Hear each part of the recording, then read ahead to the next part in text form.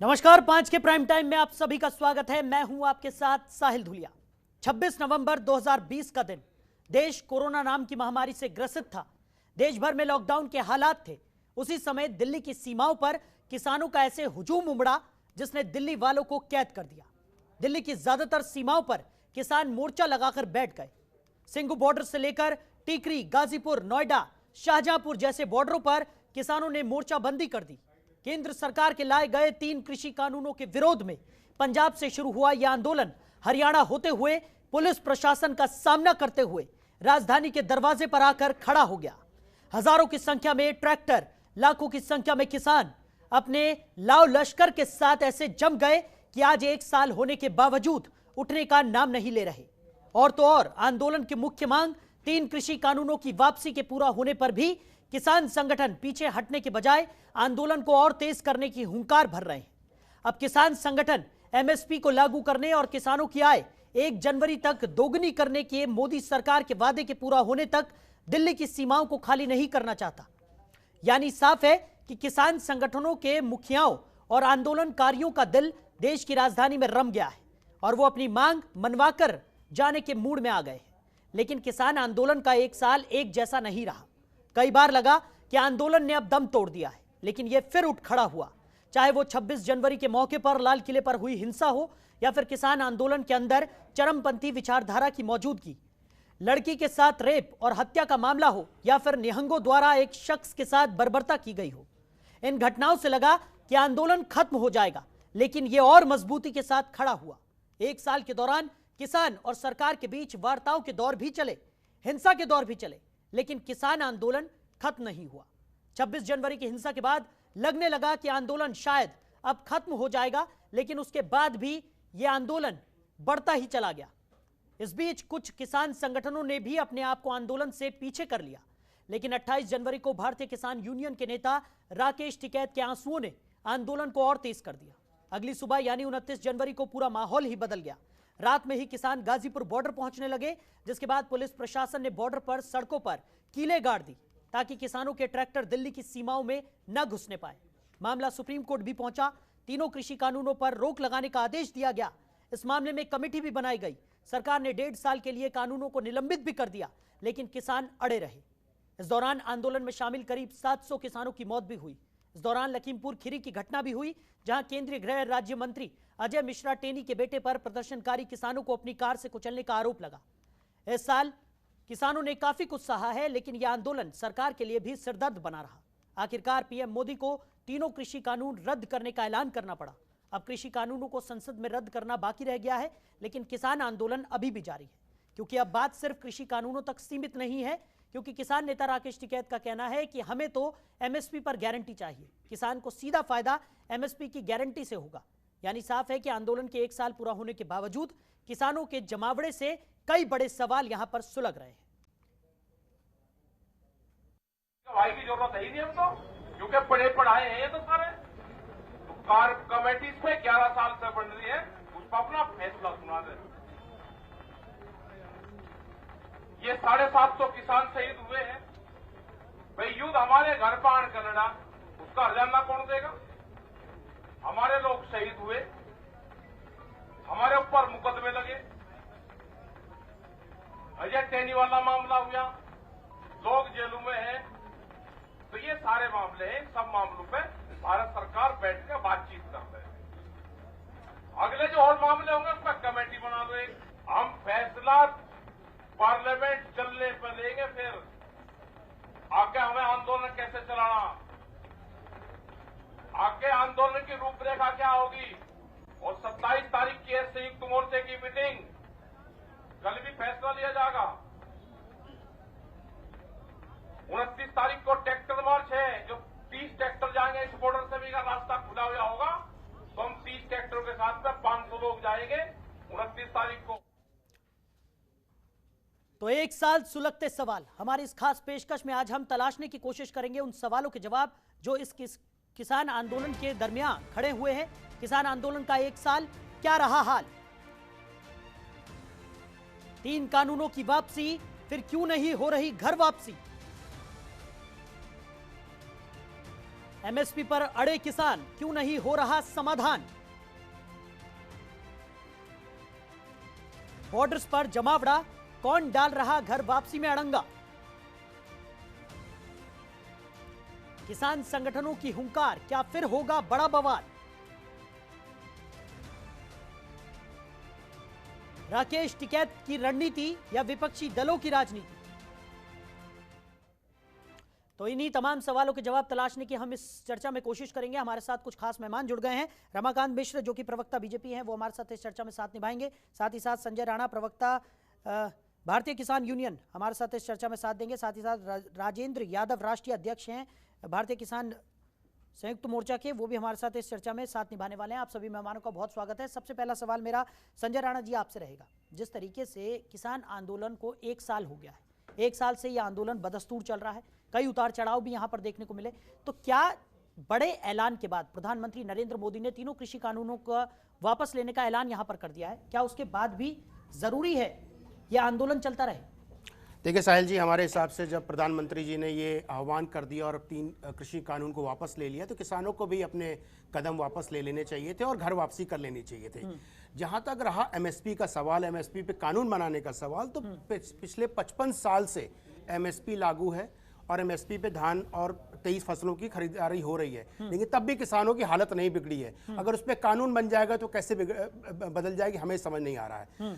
इस पे इनको चाहिए, इनको एक बैठक करनी चाहिए, दूसरे विपक्षी किसान नेता हैं और किसानों सरकार से बोलना चाहिए कि स्वामीनाथन आयोग का जो फार्मूला है वो अप्लाई करे, C2 + 50%। अगर इस पे कानून बनाते हैं तो उसको फायदा मिलता है। अगर सिर्फ एमएसपी पे रहते हैं इससे किसान को कोई फायदा नहीं मिलेगा। मान लीजिए आज 2100 रुपए खरीदारी रेट है, वो 2100 रुपए रहेगी।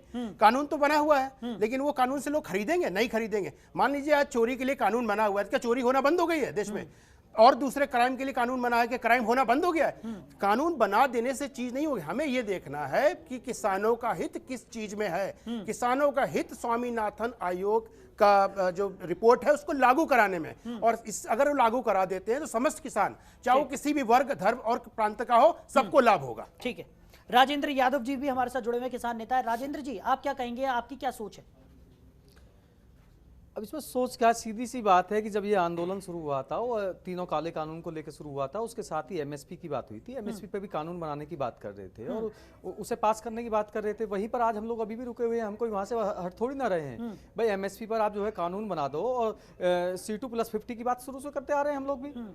उसमें ऐसी कोई नई चीज तो हम मांग नहीं रहे हैं। दो चीज जो है वो आंदोलन के दौरान जो जुड़ी हुई चीजें हैं, वो दो या 3 मांगे हैं, वो अलग हैं। वो मैं बता देता हूं आपको कि अजय मिश्रा टहनी की बर्खास्तगी वाला है, और आपका 700 से अधिक जो किसान जो शहीद हुए हैं उनको शहादत की दी जाए उनको।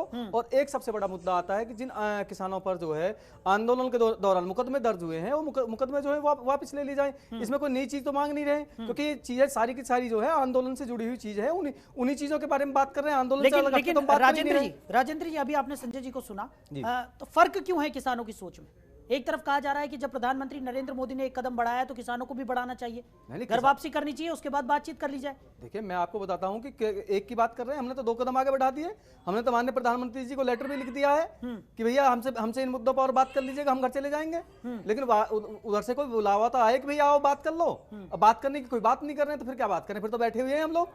आप आइए, बैठे हुए, आप द्वार में बैठे हुए हैं। हम मुस्कुरा रहे हैं इसलिए कि जब प्रधानमंत्री, जो हमारे एक लीडर हैं, देश के एक लीडर हैं, उन्होंने जब बोला है कि पार्लियामेंट सेशन आएगा 29 तारीख से, हम आपकी बातों को ले लेंगे, और तमाम कमेटियां गठन होंगी और उस पर बिंदुवार तरीके से डिस्कशन होगा और चीजों को पारित करा लेंगे। उन्होंने खुद कहा है कि सभी वर्ग के लोग रहेंगे उसमें। बिल्कुल। तो हमें समस्या नहीं समझ में आ रही कि कहां पे है। राजेंद्र जी, जल्दी से जवाब दीजिए, फिर रमाकांत मिश्र का रुख करेंगे। देखिए, समस्याएं कहाँ रह रही हैं? समस्याएं सिर्फ इनका कथनी और करनी में जो फर्क रहे हैं। क्योंकि पिछली बार जो 11 दौर की वार्ताएं हुई हैं, 11 दौर की वार्ताओं में माननीय कृषि मंत्री जी ने कई बार कहा है कि भाई मुझे तो समझ में नहीं आता, 11 दौर की वार्ता कर लेते हैं और बदलाव करने की बात करते हैं, संशोधन करने की बात कर देते हैं, फिर बाहर आके ठाके लगा के जो हंसते हैं, किसानों का जो मजाक उड़ाते हैं कि मुझे तो यही समझ में नहीं आया, इस कानून में काला कहा है। तो कहीं ना कहीं इन्होंने जो अपना विश्वास है वो देश की जनता से उठा दिया है। देश की जनता पर जब तक इनका विश्वास जो है वो जमेगा नहीं, किसान यहीं बैठे रहेंगे, किसान यहाँ से उठेंगे नहीं। चलिए ठीक है, इस चर्चा को हम जारी रखेंगे। रमाकांत मिश्र हमारे साथ जुड़े हुए हैं, बीजेपी के प्रवक्ता है। रमाकांत जी, आप क्या कहेंगे? आपने दोनों ही जो हमारे पैनलिस्ट हैं उनको भी सुन लिया। आपकी क्या राय? साहिल जी देखिए, मैं एक चीज कहता हूं, जो कि इस देश की 65% जो जनता है वो कृषि के ऊपर में निर्भर है। तो कौन सी ऐसी पार्टी चाहेगी जो इनको नाराज करके अपने सत्ता के ऊपर में काबिज रहने की? मैं पहली बात कहता हूं। मैं दूसरी बात ये कह रहा हूं, जो 1960 के दशक में जहां पर कृषि में 45% की जीडीपी में भागीदारी थी, 2003 से 4 के बीच में 17 से 19% तक आई, और पिछले 17 सालों से ये उसी रेशियो में रही। लेकिन ये 2020-21 का अगर आंकड़ा देखें तो 20% के आसपास जीडीपी में इनकी भागीदारी हुई है। अब मैं आता हूं, जिस तरह से कृषि कानून के ऊपर में प्रधानमंत्री जी ने खुद इस चीज को आगे बढ़ करके इसको वापस लेने की बात करी, और इस चीज का स्वागत जहां पर होना चाहिए वहां पर, जैसे मैं अभी राजेंद्र जी की बात सुन रहा था, तो मुझे थोड़ा सा आश्चर्य हो रहा है, जो कि कृषि कानून जब आया था और 1 साल से ये आज आंदोलन 1 साल हो गया पूरी तरह से। पंजाब से स्टार्ट हुई थी और ये आकर के दिल्ली के बॉर्डर पर आकर के रुकी। 26 जनवरी की घटना ले लें, चाहे कोई भी घटना ले लें, सारा जो दृश्य है हम आप सबके सामने में है। हाँ। लेकिन अजय मिश्र जी की जहां तक बात है, ये अभी टेनी जी की बात कर रहे थे बर्खास्तगी की, तो ये कृषि कानून तो 1 साल से चल रहा है और ये 2 महीने की बात है। तो ये नया मांग सब जो उठ रहा है, इसके ऊपर में, इस आंदोलन के ऊपर में संशय पैदा होता है। यानी कि गारंटी चाहिए, बिल्कुल। यानी कि राजेंद्र जी गारंटी यहाँ पर चाहिए कि क्या गारंटी है कि ये बातें मान ली जाए, तो क्या उसके बाद दोबारा मांगे नहीं खड़ी? क्या अजय मिश्रा टेनी जो है, उनके बेटे ने किसानों के ऊपर गाड़ी नहीं चढ़ाई, इस बात को आप मानते नहीं मानते हैं? ये तो आपकी जो जांच एजेंसी है वो मानती है। ये तो 2 महीने की बात है। मैं 2 महीने की बात कर रहा हूँ, उसी से मुद्दा तो उसी से जुड़ा हुआ है ना। मैंने पहले ही कहा है कि मुद्दा उसी से जुड़ा हुआ है, मैं उसी मुद्दे की बात कर रहा हूँ। समझिए इस बात को राजेंद्र जी, ठीक है, टेनी का मुद्दा एक अलग मुद्दा है, लेकिन यहाँ पर मैं सीधा सवाल मेरा ये था, ठीक है रमाकांत जी, राजेंद्र जी सुन लीजिए, यहाँ पर सीधा सवाल ये है कि यहां पर गारंटी की मांग की जा रही कि क्या गारंटी है कि अगर ये मांगे यहां पर मान ली जाती हैं तो उसके बाद नई मांगे निकलकर सामने नहीं आएंगी? आप एक बात बताइए कि जब संयुक्त किसान मोर्चे के कार्यालय से एक लेटर जारी हो गया कि हमें इन मुद्दों पर बात कर लो और हम उठ के चले जाएंगे, हम लोगों ने तो लिखित में दे दिया है, आप लिखित में बैठ के बात कर लीजिएगा। तो उनका कहना यह है कि इससे पहले कहा गया कि तीनों कृषि कानूनों को वापस लेने का ऐलान कर दीजिए, हम वापस चले जाएंगे। मैं आपको बता रहा हूँ, रमाकांत जी सामने बैठे हुए हैं, रमाकांत जी बता देंगे कि जब भी बातें हुई हैं, जब भी 4 मुद्दों पर बात हुई थी, शायद आपको याद नहीं है, मैं याद दिला देता हूँ। चलिए, एमएसपी पर कानून की बात हुई थी, इसका जवाब लेंगे हम रमाकांत जी से। संजय जी जल्दी से बात हुई थी, बिल हुई थी, पराली के ऊपर बात हुई थी। अपने मित्र की 2-3 बातों को करेक्ट करना चाहूंगा। इन्होंने कहा कि 11 दौर की बातें हुई, उसमें ये सब मांगे थी। 11 दौर में 8 दौर में तो सिर्फ था कि आप काले कानून वापस कर लीजिए। बिल्कुल, आपको कुछ डेटा पॉइंट क्लियर कर लेने चाहिए, नंबर 1। नंबर 2, जैसे आपने कहा कि 4 और इन्होंने मांग रखी है, मैं मानता हूं हमारे किसान जो 750 किसान भाई कुछ ना कुछ कंपनसेशन दे रहा है, मैं इस पे एग्री करता हूं। लेकिन मैं ये नहीं मानने को तैयार हूं कि अगर सरकार ये सारी चीजें मांग ले, इनकी 4-5 मांगे, तब भी ये आंदोलन चलता रहेगा इलेक्शन तक, ये आप मान लीजिए, क्योंकि इसका ड्रिवन कहीं से और से हो रहा है। जब ड्रिवन कहीं से और होता है तो चीजें अपने आप ट्विस्ट हो जाती हैं। इस पर भी आएंगे और एमएसपी जो कि बड़ा मुद्दा है उस पर भी हम चर्चा करेंगे। रमाकांत मिश्र आपके पास आना चाहूंगा। जिस तरीके से आपने सुना, संजय राणा को भी आपने सुना, राजेंद्र जी को भी आपने सुना, दोनों की अपनी अपनी सोच है, और जिस तरीके से लगातार देखने को मिल रहा है कि एमएसपी पर कानून की मांग यहां पर बार बार निकलकर सामने आ रही है, क्या कहेंगे आप? साहिल जी, मैं एक चीज फिर यहाँ पर बिल्कुल मैं एक चीज जोड़ना चाहूंगा, जो कि जब कृषि कानून वापसी हुआ, प्रधानमंत्री जी द्वारा जिस तरह से कानून की वापसी हुई, उनके द्वारा घोषणा की गई, निश्चित तौर पर जो यहाँ पर स्थानीय व्यापारी थे और दिल्ली से सटे हुए जो भी आने जाने वाले थे, जो व्यापारी थे, उन्होंने ये सोचा जो कि निश्चित तौर पर अब हमें वो सारी सहूलियतें मिलना चालू हो जाएगी, जो कनेक्टिविटी है, जो ट्रांसपोर्टेशन है, उसमें कमी आएगी, बहुत कुछ होगा। हाँ। लेकिन आज का एसोचैम का एक डाटा अभी आज ही शायद सामने आया है, उसमें 3500 करोड़ रुपए का पर प्रतिदिन ये घाटा हो रहा है, खास करके व्यापारियों को।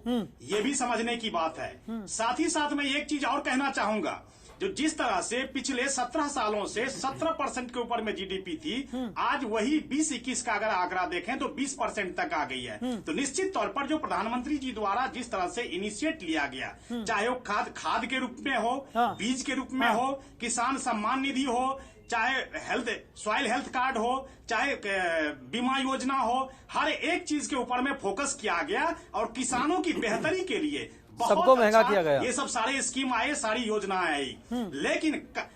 लेकिन एक चीज मैं और चीज कहता हूं यहाँ पर साहिल जी, जो कि आज अगर कोई फिर घटना घट जाए तो फिर इनकी मांग उसमें जुड़ जाएगी। तो इस तरह का ये तो आंदोलन फिर चलता ही रहेगा। तो आखिर गारंटी तो कौन देगा? गारंटी ठीक है राजेंद्र जी, गारंटी का सवाल पहले भी निकलकर सामने आता है, एक बार फिर गारंटी की मांग यहाँ पर निकलकर सामने आ रही है। दूसरी चीज एक और, बार बार ये भी आरोप लग रहे हैं कि बीजेपी शासित जो राज्य हैं उनमें ज्यादा हल्ला बोला जा रहा है।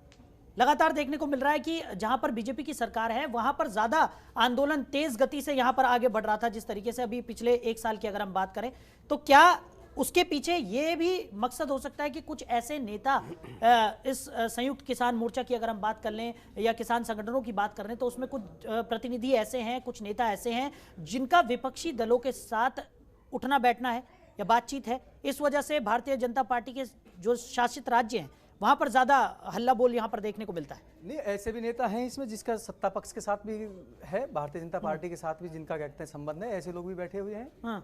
और मुझे ऐसा भी देखने को मिलता है कि भारतीय जनता पार्टी के भी बहुत सारे नेता आते हैं, वो बेचारे सब सपोर्ट करते हैं, जब बोले यार क्या करें, कर नहीं सकते हैं कुछ भी। दूसरी बात आती है कि ये तो सिर्फ ये है कि भाई आंदोलन को भ्रमित करने वाली बात है कि भाई ये बीजेपी शासित राज्यों में है या कांग्रेस वाले में नहीं है या दूसरे दल वाले में नहीं है। आप देख लो कहीं भी है, सब जगह चल रहा है, पूरे देश में आंदोलन चल रहा है। ये तो सिर्फ कहने वाली बात है कि भाई भारतीय जनता पार्टी से कोई दुश्मनी थोड़ी है कोई, भाई हमारी लड़ाई कोई भारतीय जनता पार्टी से थोड़ी है, देश की सरकार से है, देश के प्रधानमंत्री इनके भी इतने ही है, इतने ही हमारे हैं। कोई ये थोड़ी है कि भाई देश के प्रधानमंत्री इन्हीं के, ये आम जनता के नहीं है। भाई हम भी तो अपने प्रधानमंत्री से मांग कर रहे हैं ना, ठीक है, हम भारतीय जनता पार्टी से थोड़ी ना मांग कर रहे हैं। बताइए किसी दिन हम भारतीय जनता पार्टी कार्यालय गए तो प्रधानमंत्री जी ने तो आपकी मांग मान ली है यहाँ पर, तो लेकिन आप घर जाने के लिए तैयार नहीं है। बिल्कुल घर जाने के लिए तैयार लग गया है, ऐसा कहा जा रहा है, हमने तो लिख के दे दिया है। नहीं तो लेकिन कहा तो ये जा रहा है कि अब दिल्ली में मन लग गया है, आंदोलन जो है, आंदोलन द्वारा से वो घर जाने के लिए तैयार है। मैं वही कह रहा हूँ कि कहीं ना कहीं विश्वसनीयता खो दी है इन लोगों ने, क्योंकि इसलिए खो दी है क्योंकि ये अंदर कुछ और बात आप जो कर रहे हैं उससे विश्वसनीयता बरकरार है। यहाँ पर जो एक के बाद एक मांगे बढ़ती जा रही है, हम तो लिख के दे रहे हैं। मेरी बात सुनो, गांव की देसी कहावत है, लिखतम के आगे बक्तम बेकार है, हम तो लिखतम दे रहे हैं ना, लिखित में दे रहे हैं हम लोग। ठीक है संजय जी, एमएसपी की बात निकलकर सामने आई थी। एमएसपी एक बड़ा मुद्दा है, समय बहुत कम है हमारे। एमएसपी से फायदा है या नहीं, इसको लेकर भी दो राय निकलकर सामने आ रही है। देखिए, हम कहते हैं किसानों की उपज का उनको उचित दाम मिलना चाहिए, लेकिन सिर्फ एमएसपी पे कानून बना देने से किसानों का भला नहीं होगा, क्योंकि एमएसपी सिर्फ है लेकिन उसपे कानूनी रूप में नहीं है। ये तो 1964 से लाल बहादुर शास्त्री ने लागू कर रखा है, लेकिन 55 साल में क्यों नहीं भला हो गया? एमएसपी पे कानून बन जाएगा तो किसान भला, ऐसा कुछ नहीं है। हमें ऐसी चीजें लानी है जिससे किसानों का भला हो सके, और उस पे उस मुद्दे पे कोई भी किसान जो आंदोलन कर रहे हैं, कथाकथित किसान नेता, उस पर चर्चा करने को तैयार नहीं है। ये बड़ा ही दुखद है। ठीक है, चलिए समय की कमी के चलते हमें इस चर्चा को यहीं विराम देना होगा। आप सभी मेहमान हमारे साथ जुड़े और अपना कीमती समय हमारे साथ साझा किया, इसके लिए बहुत बहुत शुक्रिया आप सभी का। तो साफ तौर पर एक साल का समय बीत चुका है, आंदोलन लगातार जारी है, अभी भी आंदोलन चल ही रहा है। प्रधानमंत्री नरेंद्र मोदी ने बड़ा ऐलान कर दिया है कि तीनों कृषि कानूनों को वापस ले लिया जाएगा, पूरी प्रक्रिया भी जारी है। लेकिन उसके बावजूद किसान नेताओं ने जिस तरीके की बयानबाजी किसान नेताओं की तरफ से सामने आ रही है, उससे साफ है कि किसान नेता अभी वापस लौटने के मूड में नहीं है। अब यह आंदोलन कब तक चलता रहता है ये देखने वाली बात होगी। फिलहाल इस खास पेशकश में मेरे साथ इतना ही। बने रहिए और देखते रहिए जनतंत्र टीवी। नमस्कार। खबरों के निष्पक्ष विश्लेषण के लिए सब्सक्राइब करें Janatantra TV and press the bell icon. Never miss any update.